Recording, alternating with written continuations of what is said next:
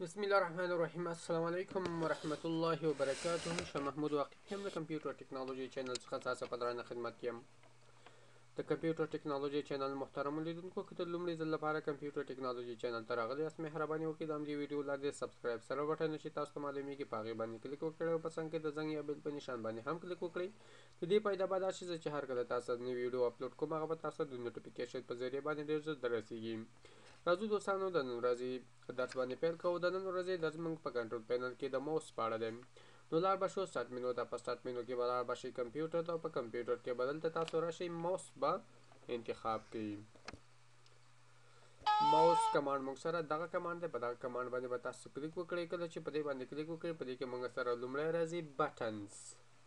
د بټنز مطلب دا چې مثلا لیفت کلیک او رائټ کلیک. د ماوس دوه بټن لري چې یو ته لیفت کلیک ویل کېږي او بل ته رائټ کلیک ویل کېږي. اول چې د بټن کنفیګریشن دی، یعنې د بټن ترتیب کول دی. سویچ پرایمري اینډ سیکنډري بټن. کله چې دې ته موږ ټیک مارک ولګو نو د یو بټنې وظیفه بلې بټنې ته وړي او د یو بټنې کار به بله بټنې کوي. مثلا که موږ اوس رایټ کلیک په دغه بټنې سره کوو نو رایټ کلیک به بیا په هماغه بټنې سره نه کېږي، وظیفه به یې چینج شوې وي، یعنې تبدیله شوې به وي.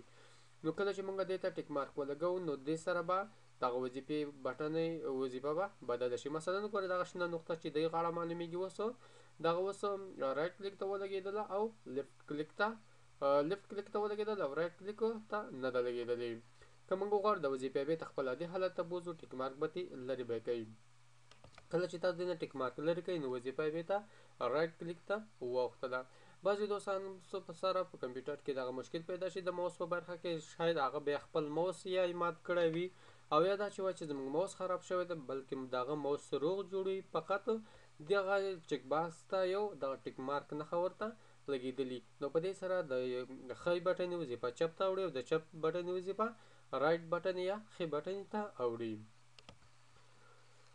دریم کمانډ چې دی بیا د سپیډ دی. د سپیډ په واسطه باندې موږ څه کولی شو؟ د سپیډ په واسطه کولی شو چې موږ یو فولډر موږ سره په ډبل کلیک سره په اسانۍ او زر ډول سره کولاو کړو. مثلا دلته اوس موږ سره سلو لیکلی دی. که موږ غواړو دا د موږ ته په خلاط کولاویږي نو کله چې دې برخې ته لاړ شو دلته په پریویوز کې موږ ته ښودل کېږي. زه به لږ نور هم تاسو سره نږدې کړم تر څو تاسو ته ښه معلوم شي.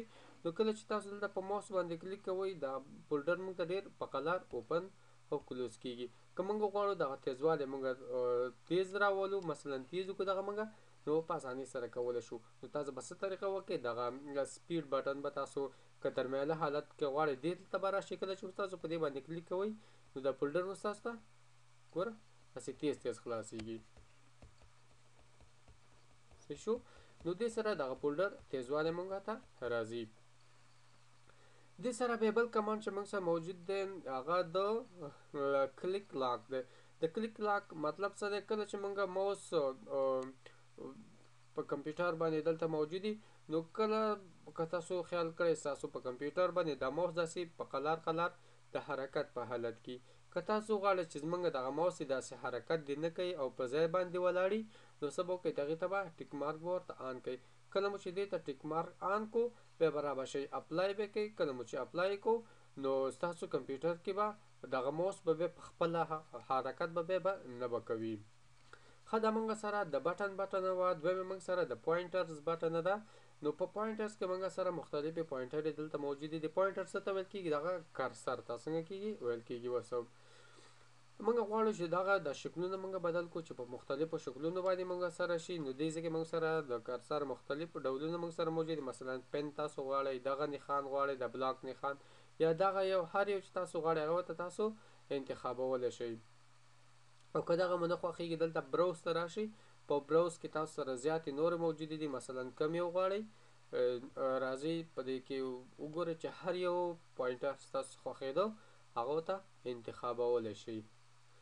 زه راځم زما دا پوینټر خوښېږي، مثلا دا یو خوښېږي زما، دا به انتخاب کړئ دلته او را به شئ اوپن باندې به کلیک وکړئ. کله مو چې اوپن کو دلته به اپلای باندې کلیک وکړئ نو ستاسو دغه ماوس به څنګه شي؟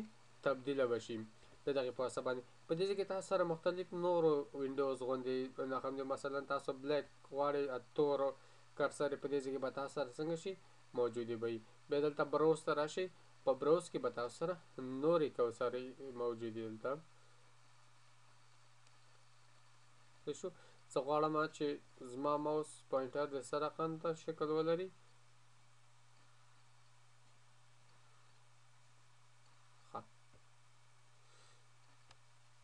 دغه شکل دی ولري دې ته به ټیک مارک دلته آن کوئ را به شي اوپن به کوئ او اپلای به کوئ کله چې اپلای شو ګوره زموږ د ماوس پوینټر څنګه شو بدله او تبدیل شو د دې سره بل موږ سره کوم کمانډ دی د انیبل پوینټر شو دی انیبل پوینټر شو څه مطلب دی کله چې دې ته ټیک مارک نه لګېدلی زموږ دغه ماوس لاندې به داسې سوری غوندې نه معلومیږي کله چې دې ټیک مارک ولګېده نو د دې ماوس پوینټر شاته به داسې سوری غوندې معلومیږي خو په دې دغې کې داسې خاص نه معلومیږي کله چې موږ یو غټ پوینټر انتخاب کړو د هغې سره شاته دغه سوری غوندې معلومیږي بل کمانډ دی د allow them to change a mouse pointer د دې مطلب دا دی کله چې دې ته ټیک مارک نه وي لګېدلی کله چې تاسو د کمپیوټر دغه دیمز بدلوئ نو دغه پوینټر به ورسره په خپله بدلیږي زه راځم دلته اوس دغه پوینټر څنګه کوم دیمز بدلوم زه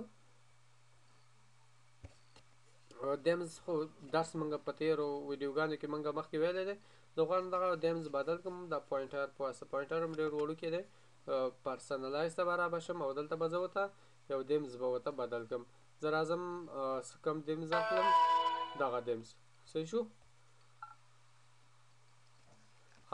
موږ رالو هلته دیمز چې بدل شو نو د دیمز د بدلېدو سره وګورو نو زموږ دغه پوینټر هم بدل شوی دی ګوره دغه وړوکی سپین شکل ته اوښتی دی دا ځکه چې هلته هغه ټیک مارک موږ نه وان کړی بېرته چې ماوس ته لاړ شم زه او دې ځای کې ته به بېرته لږ رازوم کړم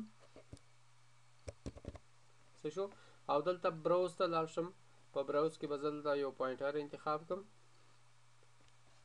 راځم مثلا دغه پوینټر مې انتخاب کړو اوپن مې کړو او رالم اپلای باندې مې کلیک وکړه دغه پوینټر ما راغی اوس راځم څه کوم دغه allow to change mouse pointer دې ته ټیک مارک آن کوم او اوکې اپلای کوم اوکې کوم دغه نو اوس به د دیمز د بدلېدو سره به پوینټر به نه به بدلېږي که را به شو دلته پرسنلایز ورسره شو دغه دیمز موږ بدلو دلته مثلا دغه دیمز ما راوستو څه شو